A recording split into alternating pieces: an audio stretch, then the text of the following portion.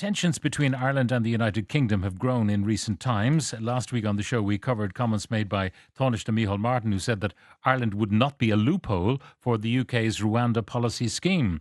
However, the question over what to do with the number of migrants coming from Northern Ireland remains a point of contention. Over the weekend, a poll from the Sunday Times revealed that 50% of people would be in favour of having checkpoints at the border. Joining me now in studio to talk about this is Professor John O'Brennan, Professor of European Politics at Maynooth University, and on the line, Professor Deidre Heenan, Professor of Social Policy at Ulster University. Good morning and welcome to you both. John, first of all, this figure that 50% of people would be happy to have border controls. I mean, they're talking about immigrant controls, but if you do that, you're doing everything, aren't you? Yeah.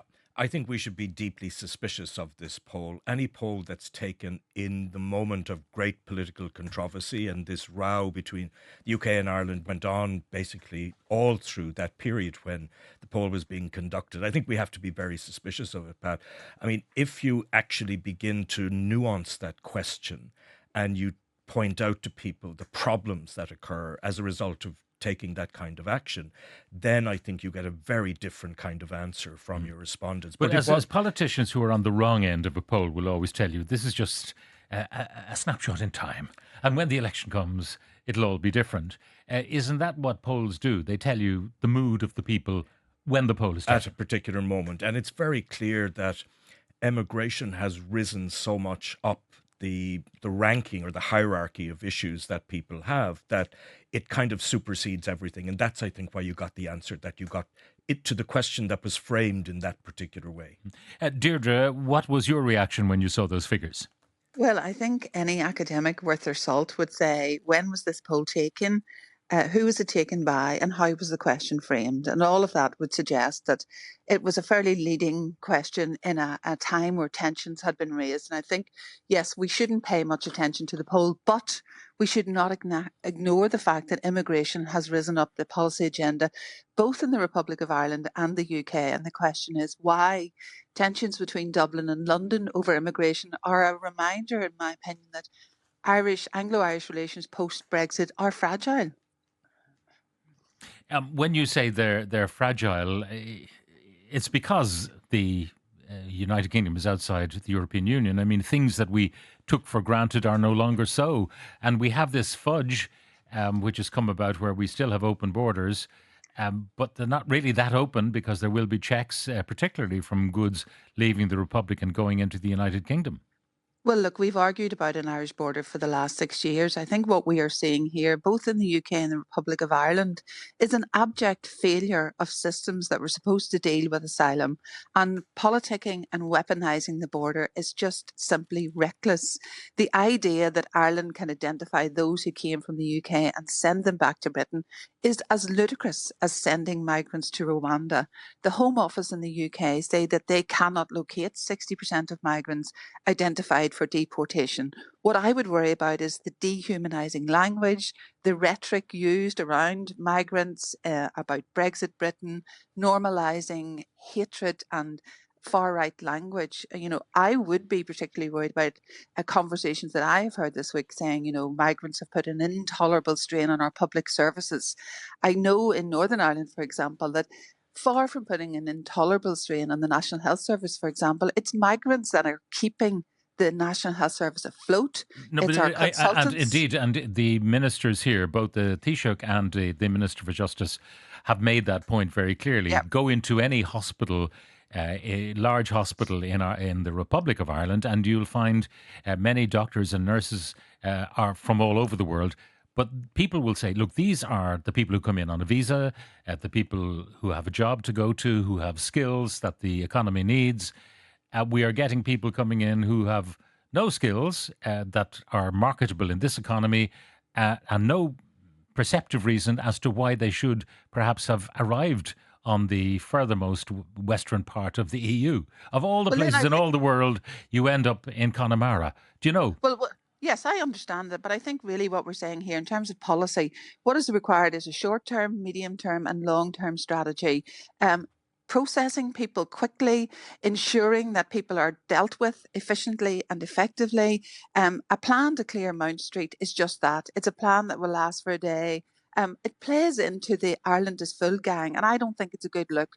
Really, what I'm saying is we need a sensible approach to politics and immigration. And in terms of the UK and Ireland having a public spat about it, the reality is we have two sovereign nations that are intertwined, whether you like it or not, intertwined by history and politics, the Common Travel Area, the Good Friday Agreement, mutual voting rights. And we need a sensible, grown up Yeah. approach to say, how are we going to deal with this now and into the future? Okay, now, when we got the invitation from Rishi Sunak to join the Rwanda scheme, what was your reaction to that? Well, I mean, he was trolling. He was playing to his base. There was a little bit of schadenfreude there, wasn't there? Saying Ireland's difficulty can now be England's opportunity. He was smirking. I mean, I wouldn't take it seriously. I don't think anyone really took it seriously. Remember, this issue has been the front page of the Daily Telegraph for 5 of the last 7 days. They're enjoying what they believe to be uncomfortableness in Ireland because of Brexit and because of the fallout of Brexit. Well, let them have their moment of smirking. But the reality is, grown up politics will have to take over. Grown up politics will have to say, we are near neighbours. We must cooperate. We will have to have some sort of mutual agreement. We will have to build a system that can process claims quickly, efficiently, find accommodation. The response that we have at the moment is chaotic from the UK and the Republic of Ireland. And I think migration will be one of the defining divisive issues of the 21st century. We are witnessing the largest movement of people across the world since World War II, and embracing radical agendas, playing into radical agendas that are being controlled outside of Ireland, outside of the UK, makes it much more difficult to find efficient, effective Okay, solutions to I'll this. come back to you on what the particular issue is in Dublin and how we might address it in a moment. John, you wanted to join. Yeah, I think Deirdre is absolutely right. Rishi Sunak's policy is one of what I would call performative cruelty. It was all about electioneering before the local elections. It backfired spectacularly, and about positioning for the general election because they've burned everything else down. They've got nothing left to campaign on. And to show how ludicrous it is, Pat, the first person that they transported to Rwanda, which was on a voluntary basis, this isn't the involuntary scheme that will begin in July, he scarpered with £3,000 of British government money. He's so they put gone. him on a flight and he's disappeared. It just proves how completely ridiculous this is. Where did he fly to? I mean, did he have a ticket directly? No, he was flown, I understand, into Kigali And then last vanished. week and then just simply vanished. And £3,000 might go a long way in Kigali. Indeed, or other adjacent parts. But I think Deirdre makes a very serious point that we really lost something when the UK stepped out of the European Union, the migration, the potential to control migration jointly. And the simple fact is that the two jurisdictions are going to have to cooperate on this. After all, we've operated a common travel area for almost 100 years now. It began in 1925. And most people would argue that it's worked well for both Britain and Ireland. So, and I think there's a policy So in do Dublin we need, of waiting therefore, this out. a joint policy with UK? We're not going to go sending people to Rwanda. There's no question. The optics of it wouldn't be right. Certainly not. The humanity of it would not be appropriate. So if we were to cooperate with the UK on migration, what would we do? I mean, Well, there's no chance we'll opt into any scheme like that. For one thing, the first person to be identified as being sent potentially to Britain, no matter what our government says in its legislation about UK being safe, they would go straight to file a case to the European Court of Rights, and it just could not happen. So I think it's important to remember that, again, we did have an agreement, though, and over 200 people, 201 or whatever, were agreed to be sent back. In the event nobody was sent back, and I'm still wondering why that did not happen. If the UK had said, oh, yeah, you've got a couple of hundred people there that came from us and should be really in our jurisdiction, we'll take them back. And we didn't send them back. Do we understand why? I think part of the problem is that there is chaos, not just in the Home Office, as Deirdre pointed out, with thousands of people who should have been rounded up to potentially go to Rwanda just completely missing. We have evidence in Ireland that the Justice Department, similarly, just doesn't know where people are ending up. We have those figures for people who end up making claims in Mount Street. But what's to say that anybody coming over the border from Stranraer into Northern Ireland doesn't just arrive in Sligo or in Limerick to a body of friends and they start working in I'm the sure black that is economy? happening. That has to be happening. That has to be happening.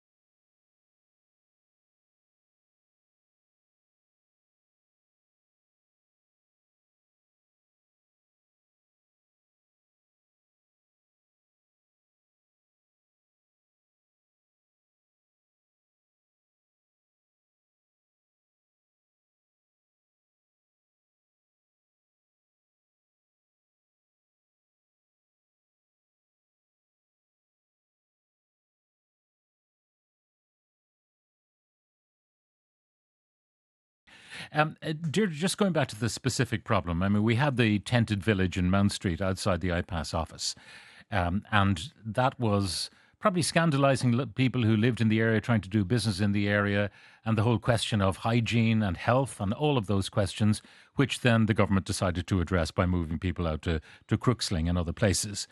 Meanwhile, a new tented village pops up along the canal, and the Taoiseach pains to say it's not quite the same as the one in Mount Street. It's only in a different place. It seems to be almost as numerous. But the questions people have is, why are we getting so many single males coming here? Why are they coming to Ireland of all places? What is the pull factor that we are offering? Is it the prospect of a job in an economy where we have full employment? Is it the prospect of avoiding the Rwanda expulsion scheme in the UK? Why are they coming here? I mean, as I say, of all the gin joints in all the world, how'd you end up in mine? Well, I think it is important to say at the outset that it's okay to discuss these issues. It's okay to discuss immigration. It's not racist to ask these questions. We don't have answers to those questions, which is interesting. We appear to have very little data. So, for example, when we were told that 80% of asylum seekers came from across the border, 80% of what exactly? Because that figure is being challenged. So it's very difficult to have a policy dealing with that an figure, issue. by the way, unless Deirdre, you know. it went above 90% at the cabinet meeting. You know, there were Yes. people, including Micheál Martin, who was a bit sceptical about the 80% figure as revealed by Helen McEntee. And then at the cabinet meeting, Helen McEntee went further and said it was over 90%. Yes, and I wonder how much of this is distraction politics. Oh, look over there. It's nothing to do with our failed policies. It's nothing to do with the fact that we haven't a clue what to do here. Let's blame the open border. Let's blame the big bad UK. Now, I'm not saying that they are not to blame. There is reckless cynicism from both governments here, and both have failed miserably. So, from a policy perspective, first of all, you want to know exactly the answer to the question you've posed, but how many of the people seeking asylum does this represent? Where are they coming from? A good policy would have evidence to support how they're going to deal with it. We need to be aware of how diverse this debate is. We need to be sensitive, honest, and strategic. And clearly, that plan to clear Mount Street was not going to work. And unless we build a system that is credible, that works, then we are going to be dealing with this problem. And as I said earlier, we're going to be dealing with a huge amount of disinformation. We're going to be dealing with distraction politics. We know that Sunak's on a sinking ship, and the Irish government is not above playing politics either. Yeah. But Now, for the Deirdre, people how here, do you assess people and process them quickly? I mean, if someone arrives without an ID, and they've got on a plane with an ID, and the short answer is always, well, it's the traffickers who actually go around the plane collecting passports, false passports they've given or false papers they've given these people. So when they get off the plane, they have no papers to give. Now, I'm not sure the traffickers are that busy. no, I suspect this is not the full story by any means. No, I don't think it's the full story by any means either. And I think what we need to do is learn from other countries. We are not the only country dealing with this issue. We may believe we are, but we are not. How can we are in the EU? What can we learn from other countries within the EU as to how best to deal with this issue? The difficulty we have now is post-Brexit, the UK has left the EU. We remain in it. We have obligations because we are a member of the EU. And as John has rightly said, we cannot put people in a position where they may end up in not a safe country. So all of this is about politics, diplomacy, learning from others, but actually having an efficient system that deals with asylum seekers and provides appropriate accommodation rather than having these tented villages that we are seeing. But it means that Deirdre, you just actually before I have go to back to deal John with on it. this, when you have people struggling to find accommodation, people who are gainfully employed in pretty good jobs and can't find a place to rent at an affordable price, so they're couch surfing on their pals' couches, or else they're living with mother and father long after they should have fled the nest. When you have pressures on our housing system like that, and you say, let's provide comfortable accommodation for those coming in, humane accommodation, and so on and so forth. How do you do that when the housing sector is under such pressure? Well, what I would say is it's not one or the other. Is it? I mean, I am assuming that the Republic of No, but Ireland the would problem want to is be. now. Do you know what I mean? No, I Building absolutely a agree. block of apartments takes minimum, even if you have planning permission, is going to take 2 years. Putting up temporary accommodation, prefabs, and so on will take some time. It could be done, of course, and then there are things like shipping containers, which can be converted and have been in certain places to be very comfortable accommodation. All these things could be done. Is that what we should be doing? Well, I think if you look to other countries, that's what they are doing. But that doesn't mean that you ignore domestic politics and you ignore the concerns of people. And of course, people who cannot find housing, cannot get on the housing ladder, are looking and saying, "Oh, look over there. Look what's happening over there." I think there is a responsibility on this government to address, and any government to address, the housing crisis, because it is either number one or number two in any poll about concerns of the population. But at the same time, that doesn't mean that you cannot have an efficient, effective immigration policy which quickly deals with people, which quickly decides, is able to work out who's entitled to stay and who is Yeah, not, and what you do about it. The difficulty is we have people talking about years in sure. processing, We've had years in the people country with no whose children decision. are grown, and it would be so unfair that the only language they speak is the one they've learned in Ireland. The only friends they have are the people they've learned to grow up with in Ireland, and to send them back to the African continent, for example, where they know nobody except maybe an elderly granny. That just is not on, and it doesn't happen. In fairness, but the question of rapid processing, John. Well, firstly, we need to put this in context. If we look at the 14,000 claims processed last year here, it was about 1.2% of the overall claims in the EU. So we are not bearing a disproportionate burden. And even if we go up to 20,000 as projected this year, It could be it, 30,000, it close to the first 3 months, if we're talking about 7,000 plus. I think it's much If more you, likely it will land on about 20,000, but Mhm. that should be entirely doable. The reason that it's so problematic is, of course, we did take a disproportionately large number of people from Ukraine, many of whom, by the way, have gone back or are going back, and that in itself should be freeing up population. There's lots of space. There's lots of other things we could do on derelict housing, for example. Every village and town in the country has derelict properties, and government has made virtually no effort to bring them back But into government public has use. given grants for people. A house that's been derelict for 2 years attracts a very handsome grant. So it's We not to should say be they going haven't been doing further. anything. We should be going further, I think, in really negatively penalizing people Yeah. who are Can, holding can I properties and just leaving them derelict. ask you both this, because the Ukrainian people, many of them going back, if there's employment to be had in Ukraine, and where places are safer, although Putin is still raining rocketry down on top of the population. But there is a difference between housing families from Ukraine who were on the run from Putin's war to housing individual people of whom little is known. Well, little is known of those families that came from Ukraine either. So No, but why should a single male from Sudan be considered any differently, I would argue? because they are. That's the point. It's not that they should or shouldn't be. They are. If you've got a holiday home, for example, that is home to a Ukrainian family at the moment, and they go back, the idea that you have 4 single males from, or 10 single males from Mount Street being put into that holiday home, the holiday home owner may not feel the same way about that. They may not, but surely the first and most important point is these are our fellow human beings, Pat. That should be our point of departure. I just can't see beyond that. And when we inevitably arrive back at these questions of geography and color and so forth, I think we inevitably end up on the same sort of pages that the radical right people want us to be on. Deirdre, that question of where people come from, we know that, certain countries were designated potentially unsafe are now safe countries. They've instituted a new system about Nigeria as the most populous number of migrants coming, and therefore they will be processed first and quickest. What do you say to that? That kind of place of origin does determine the kind of welcome that's on the mat. Well, I think we have to remember people are legally entitled to seek protection, and we have to be very careful around rhetoric, disinformation, misinformation, re-migrants, etc.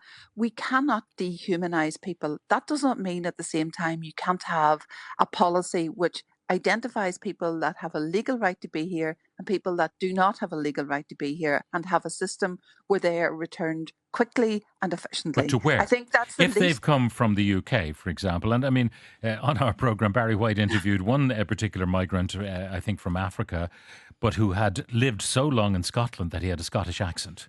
Now, where do you send someone if it is deemed that person does not have a right to get asylum in this country? Where do you send them back to? Do you send them back to Scotland? And Rishi doesn't want them, and I'm sure the new First Minister, McSweeney, will not want them either. So what do? Do you send them Well, back to Africa, not having lived there perhaps for a decade or more?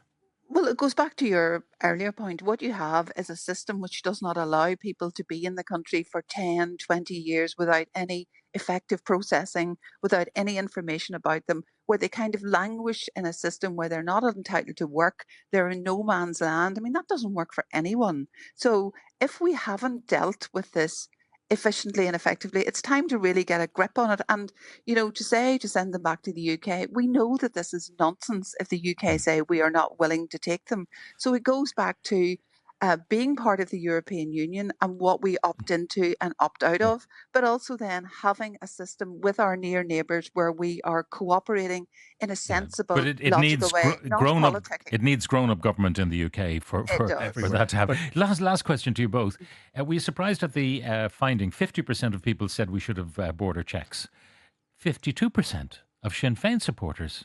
You know, the Four Greenfields, etc. United Ireland. yeah, I thought 52% of Sinn Féin want border yeah, checks. that was the much more significant finding if you attach importance to the finding.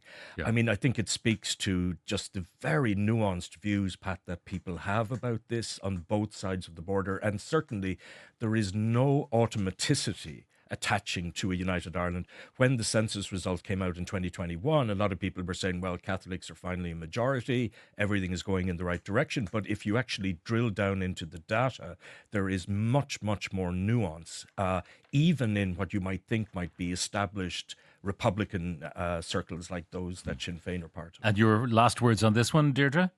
Well, as you can imagine, that poll raised many eyebrows in the north, and there was a huge amount of schadenfreude amongst some people who said, Mm. "Oh, aren't these the people that argued for 6 years that we should have an open border?" But I think really the question here is about how was this question framed? If you reframe the question another way and said, should border checkpoints be re-established, for example, you may have had a different question, a Mm. different Yeah. answer. But I agree with John. It's the nuance. It's not black and white. It's not I'm for this and therefore I'm not for something else. Yeah. People can hold two contrary views at the same time because we are human. Yeah. If you were told you can't fill your tank in the cheapest jurisdiction or your Sainsbury's shopping is going to be inspected for booze on the way back, you might get a different answer. Thank you both very much for joining us. John O'Brennan, Professor of European Politics at Maynooth University, and Deirdre Heenan, Professor of Social Policy at Ulster University. Thank you both very, very much.